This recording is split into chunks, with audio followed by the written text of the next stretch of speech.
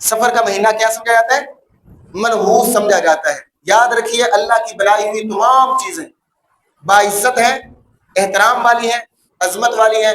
اللہ تعالیٰ نے کسی چیز کو بھی منحوس پیدا نہیں فرمایا، چاہے وہ مہینے ہو، ہفتے ہو، دن ہو، سال ہو، یا انسان ہو، یا دیگر اللہ تعالیٰ کی بنائی مخلوق ہو، ان میں سے کوئی بھی منحوس نہیں ہے۔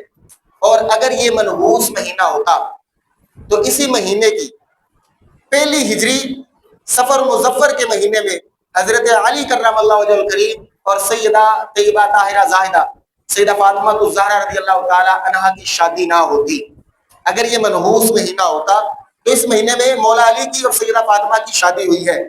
اور حوالہ یہ ہے الکامل فی التاریخ کے اندر جلد 2 صفحہ نمبر 12 پر یہ حوالہ موجود ہے۔ اسی طرح اگر یہ مہینہ منحوس ہوتا تو سفر المظفر کے مہینے 16 ہجری میں فتح مدائن نہ ہوتی، مدائن فتح نہ ہوتا۔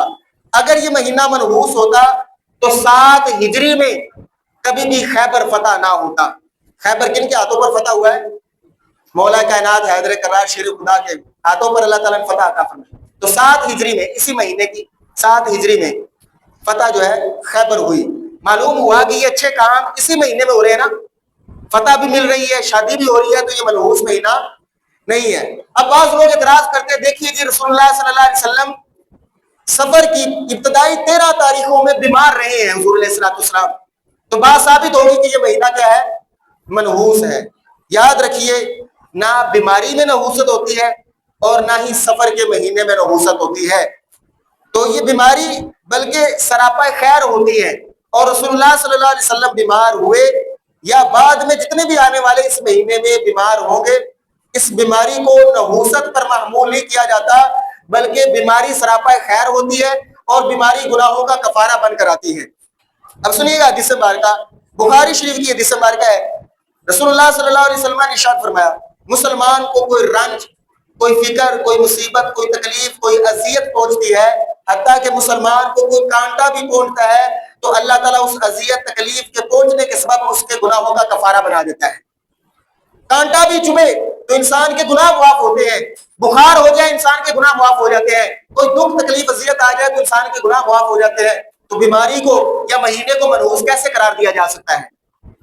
اور اگلی بات، رسول اللہ صلی اللہ علیہ وسلم آپ کی بارگاہ میں بخار کا ذکر کیا گیا اور ایک شخص نے بخار کو برا کہہ دیا، تو رسول اللہ صلی اللہ علیہ وسلم نے فرمایا بخار کو برا نہ کرو، فرمایا بخار گناہوں کو ایسے مٹا دیتا ہے جس طرح آگ لوہے کے زنگ میل کچیل کو دھو دیتی ہے، ختم کر دیتی ہے، اسی طرح بخار گناہوں کو مٹا دیتا ہے، بندہ گناہوں سے پاک صاف ستھرا ہو جاتا ہے۔